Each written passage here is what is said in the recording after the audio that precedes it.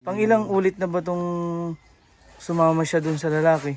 May Sir, yung ilang pagkakamali o ilang lalaki na po yung kinasama nung dati niyong asawa?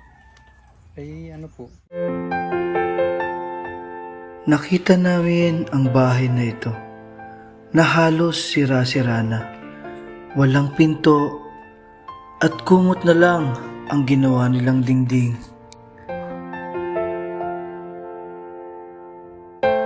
Sira-sira na rin at halos wala ng bubong ang kanilang tahanan.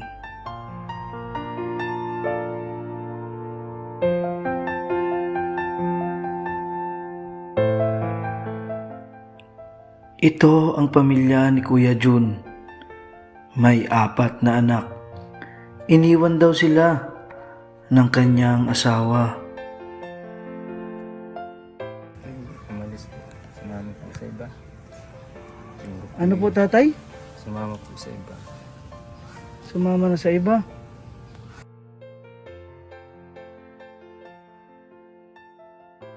Nag-iyak siya po pagising sa umaga. Nasabi siya napas ko naman po ay kulang-kulang ang pamilya. Ano po nang nilagay ko po muna pansamantala para kami may matuluyan.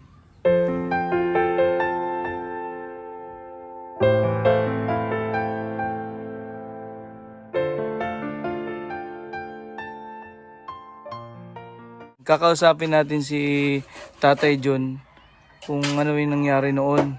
Kanina sumama. Sino yung sinamahan nung dati niyang asawa. So Tatay John, ano bang nangyari noon? Kanina sumama. Kung may balita po kayo. Nung po sir na may balita pa po kami. Pero nung una po siyang sumama ron sa lalaki na yun. Ay ano po, niloko pa po nga nila kami, pinapunta po nila kami ng Quezon. At sabi po, doon po kami asunduin. Sinama ko po yung 4 na anak ko, yung 3 kong anak. Hanggang sa yung pera ko pong sinahod ng 2 linggo ko pong nagtrabahuhan ay naubos lang po. Nakapanghi pa po nga kami ng tulong sa DSWD po ron. Palibasa po ay buwan po ng December, close off na daw po sila. Ay nagmagandang loob naman po yung ma'am doon sa office po ng DSWD. Tapos binigyan po kami ng tulong. Sarili po niyang pera, nasa 400 po. Siguro mahigit yun. Bali itong paghihiwalay nyo, nung una nangyari na. Tapos nagkabalikan ba kayo? Ano po. Yung una po muna ay Pinatawad mo siya nung una. pinatawad ko po nung una na siya ay Ilang ulit na ba tong sumama siya dun sa lalaki? may- sir. Yung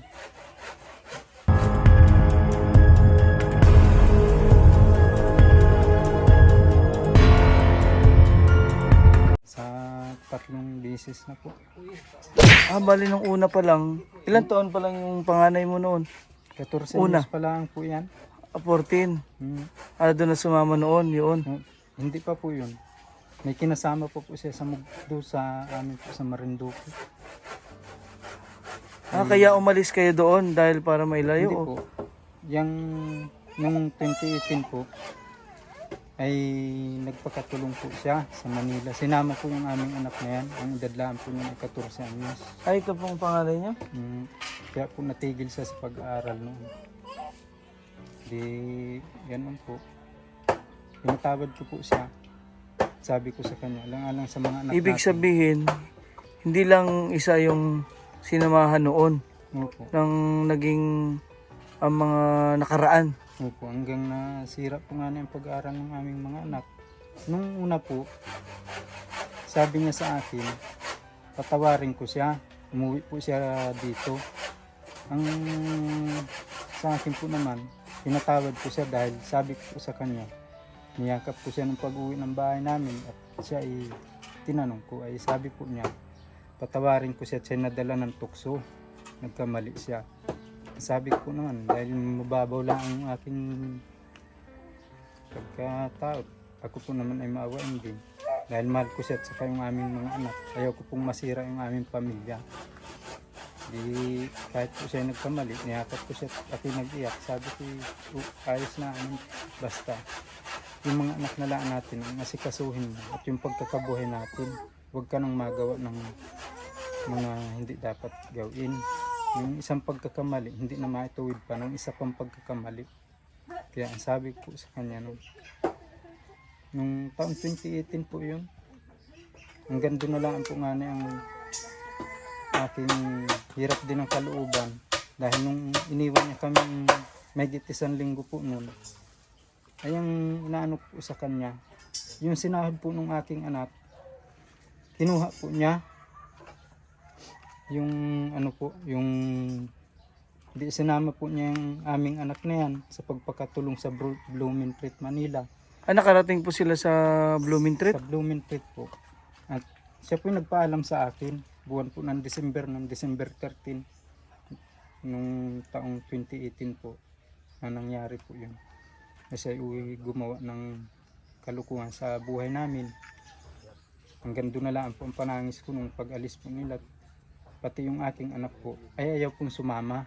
Dahil ang katuwiran po niya, yung pag-aaral niya ay sayang, mahabang buwan yung ginugol niya na dati po kami sa bundok nakatira, nagalakad po siya kahit anong putik po. Para makapasok lang, malayo pala yung nilalakad mo. Lang. Nag-aaral po siya sa Kinabigan National High School po. Nung mangyari po yun na sa pilitan po sinama yung aming anak na minor de edad. Kaya napilitan ding tumigil sa pag-aaral. Kaya po natigil sa pag-aaral siya nun. Nag-aaral po siya ng grade 7 nun sa Kinabigan. Ay, Honor student na din po siya noon. Kahit po sa amin nung nag-graduate po siya ng grade 6, may honor po siya. Hanggang ito pong siya nag-aaral. Marami pong aning nanghihinayang ng mga taga rito dyan. Ilang, ito po yung ano, kahit pangit po yung tanong, ilang pagkakamali o ilang lalaki na po yung kinasama nung dati niyong asawa? Ay ano po, yung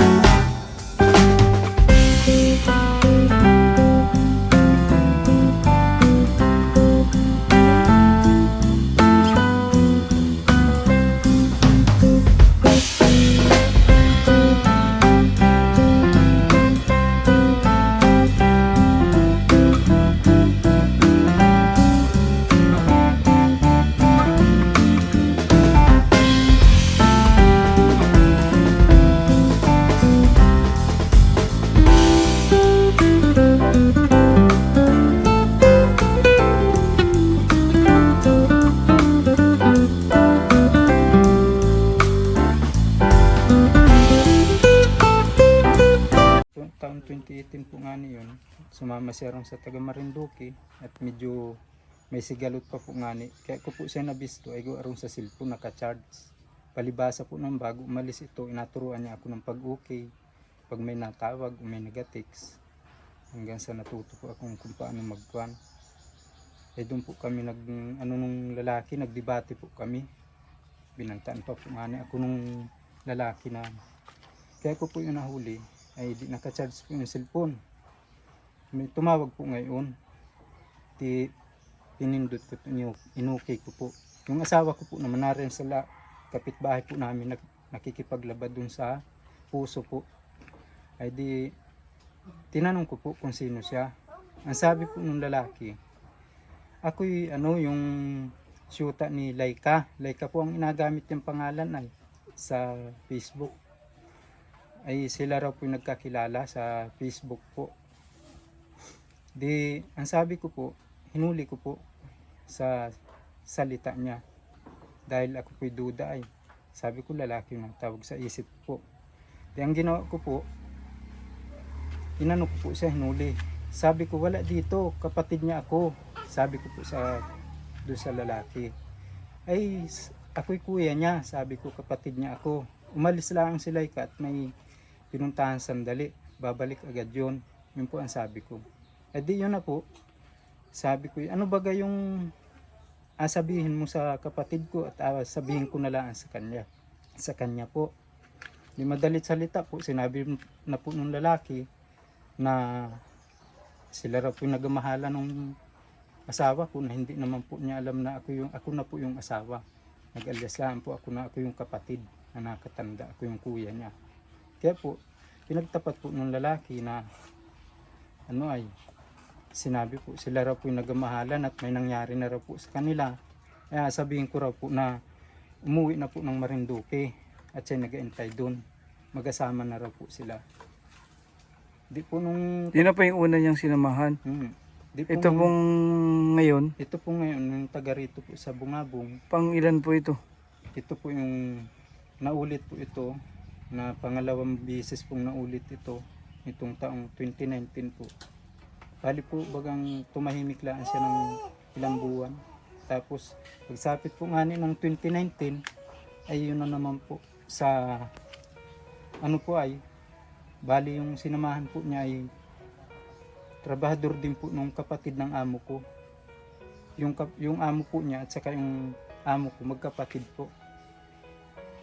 Kaya Hindi- gusto niyo po ngayon, kahit mabuo lang kayo, may balik yung si Bunso. Opo. Ang sa akin naman po ay ako po ay handang magpatawad basta po sila ay bumalik ng buo ng aking anak at yung anak ko ay bilang isang ama po at isang magulang na nagmamahal po sa aking mga anak ay kahit buhay ko po ibigay ko sa aking mga anak. Gusto mo ibuo sila. Opo. Dahil pag nakita ko po yung mga anak ko na nagkakainan, sama-sama silang tatlo, makikita ko kung nagkakain sila at kulang. Ako po na kaluha na lang. Dahil ang isip ko po, kung narinig po yung kabunsuhan naming anak. Dahil po yung mga yan, mula po pagkabata niyan, sa gabi, nung maliliit pa po sila na ganyan sa aking apo, nakagabay din po ako sa aking asawa na inadamayan ko po siya sa pag-aalaga. Dahil minsan na po kaming namatayan ng anak. Yung pinakampanganay po namin na lalaki, bali 5 po sila, 4 po yung nabuhay. Nadala na po ako noon para po ako nagkaroon na rin ng aral sa buhay na nung maliit pa po yung aming anak na sanggol pa, na lalaki po, ay yun po ay wala po siyang sakit, walang lagnat, basta po siya ay nag-iyak lang ng nag-iyak hanggang sa hindi na po tumigil hanggang Ilang taon po yung panganay niyo nung ano po, binawian ng buhay? Maga 2 buwan lang po siya sa pagkaanak. Pero nung pinanganak po, malakas po yung baby. Opo, malusog po. Nagkaroon lang talaga parang Para po nanginginig siya. Hmm. Sobrang init. Basta po siya yung sa gabi po yun ay siya nung gabi na yun, bigla siyang nakalakat, bigla siyang nagugulat, nagigising. Tapos nung araw po palibasa masama ang panahon ng gabi hanggang patanghali po't nagaulan, hindi po agad namin nadala sa doktor o sa albularyo. Bali hapon pa po namin nadala.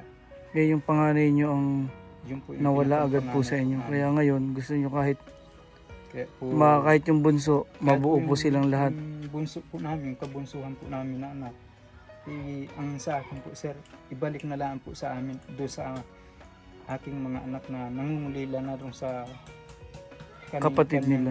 Kapatid, kabunsuhan. Dahil po nakalungkot kong isipin talaga ang nangyari sa buhay namin na hindi ko sukat akalain. Dahil ako naman po, pagdating po sa sipag, masipag po ako. Ginugol ko po yung katawan ko ng halos taon sa pagtatrabaho sa tubigan. Kahit po araw ng linggo, hindi na po ako napahinga. Dahil ang gusto ko po, mabigyan po sila ng magandang kinabukasan at mapagpaaral po. Mapakain ko po sila ng maayos.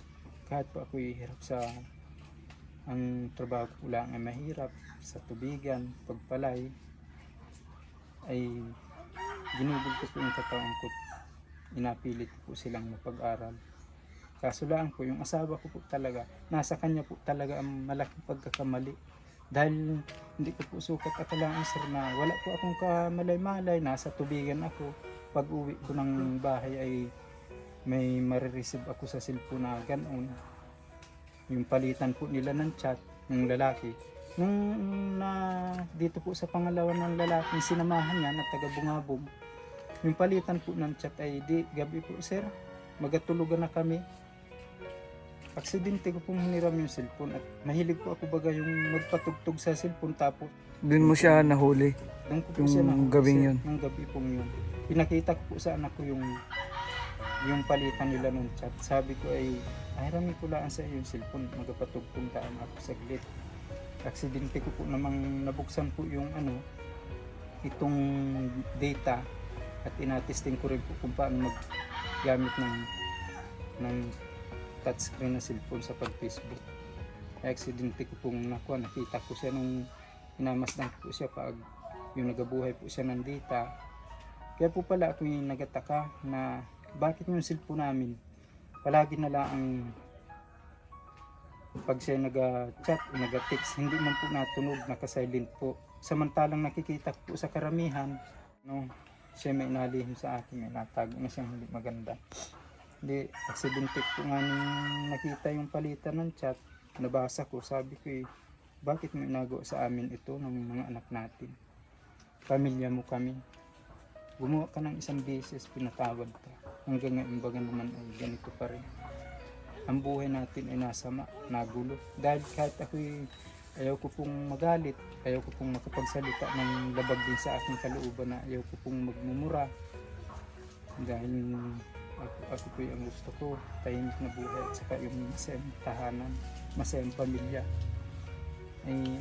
Ano po ang sagot niya sa inyo? Wala po. Nung ako po ay umakyat sa taas dahil nasa baba po kami doon sa poultry nung amo ko nakatulog. Umakyat po ako sa taas. Tinawag ko po itong anak kong babae. Sabi ko po sa kanya, Nining, ito yung palitan ng chat nila tsaka nung lalaki dyan sa kapitbahay ninyo na alaga ng amo natin. Kapatid ng alaga ng amo natin. Basahin mo. Pinakita ko po sa kanya, kabulhol po siya ng tangs. Bumaga siya, sabi bakit ganun ang inagawa po sa amin. Pero ngayon po, kahit bumalik siya, papatawarin mo pa rin siya. Kung siya po ay magatino at magabago, kaya po ngayon, ako po yung nananawagan doon sa kanyang mga kapatid, lalong-lalo na po roon sa kapatid yung nasa posisyon, hindi ko na po siya abigyan ng pangalan at ayaw ko rin po siyang mapahiya. Na sana kuya kung kumuha sa iyo ng komunikasyon o alin man sa inyong isa sa magkakapatid ninyo, yung inyong kapatid po talaga ay napakalaki ng kasalanan sa aming mag-ama. Ginawa po niya kaming kaawa-awa. Dahil yung anak po namin na minor de edad, noong taong 2018, sinama niya sa pilitan sa pagpakatulong. Tapos, napakasakit pa po nito sa inyong mga kapatid na magkapanood nito at makakita ng aming video na ito. Sana'y maunawaan niyo ito. Huwag ninyong konsintihin yung inyong kapatid. Kahit ibalik na lang po sa amin yung kabunsuhan naming anak. Dahil yung mga anak namin na naiwan dito sa aking piling, 3 taon nang nangungulila, 3 Pasko, 3 bagong taon na. Lalo na po yung aking kapiling na kasamahin ko sa bahay na isang maliit na bata. Nagatangis po pagabi at magabi na naman daw po ay kulang kami. Wala yung kanyang kapatid na maliit. Kaya yun po ang panawagan ko sa kanyang mga kapatid. Na huwag konsintihin yung kanilang kapatid dahil napakalaki ng pagkakamali. Ay kung ako lang po yung masamang asawa nun, na nung taong 2018 na yun, na una po niya kaming ginawa ng kawalangyaan sa buhay namin mag-ama. Yung aming anak na minor de edad, nasira ang pag-aaral dahil sinama niya sa pilitan sa pagpakatulong na walang kaalam-alam yung bata. Nang umalis sila nung gabi na yun ay nagagulong ng tangis at ganoon din po ako dahil inatingnan ko yung 2 maliit namin na anak. Maliliit pa po yung 2 kong, yung isa kong lalaki na si Janlit, saka po yung si Jonah, yung dinala niyang kabunsuhan namin. Ay nananangis po yung mga bata, naghahanap ng ina. Ay ang masakit po nga itong taong 2018 na yun na gumawa siya, ay yung pira po na sinahod ng aking anak na babae. Opo. Ay po, kinuha po niya yun. Di bali naka 1 buwan lang po sila ron. Yung bata po, iniwan po niya sa pasulduhan. At ang masakit pa po, inutanan po niya ng saganang 1 buwan pa na sahurin. Tapos, iniwan niya na po itong si Iniwan po yan sa panganay. dun sa kanilang amo. Ayan sa akin po, napakasaklap ng Yun po ang gusto niyang sabihin na huwag konsintihin yung kapatid nila kung po. alam nila kung nasaan, Kung alam po nila kung nasaan, ay pwedeng kumbinsihin makuha po nila. yung bunso. Po. Pwedeng kumbinsihin po nila at makipagtulungan Pag sila nalaman sa naman amin. natin yung lugar ng kung nasaan, at tulungan ko naman kayo makatawid ng Marinduque para makuha yung bunso. Po. Dahil masaklap nga ni Sir ang kwan. Opo. Malalim po ang aking dahilan. Kasi pag mayroong nag-message sa atin na alam na nila, tapos sabihin ko sa inyo, bigyan ko kayo ng pamasahe papunta sa Marinduque para makuha yung bunso kung Kahit na ako na lang po sir ang tumawid papunta sa amin sa Marinduque. oo, Ipatulong po ako para sa aking mga mabuo yung anak ninyo. Opo. Sige po. Dahil nasa amin po kahit hindi na po siya bumalik sa amin kung ayaw na niya ro sa mga anak namin dahil Oo. ang masakit pa po ay tinanggihan pa po niya yung mga anak namin na hindi daw po niya anak ko raw po sa ibang babae. Ay mismo naman po sir yung mga doktor o nurse na dun sa aming center sa bayan po namin ay yung mga nagpirma po sa rehistro ng mga bata na yan ay kaya po siya ay nagatago ngayon. Alam po niya na malaki po yung pagkakamali niya at pagkakasala sa aming mag-ama.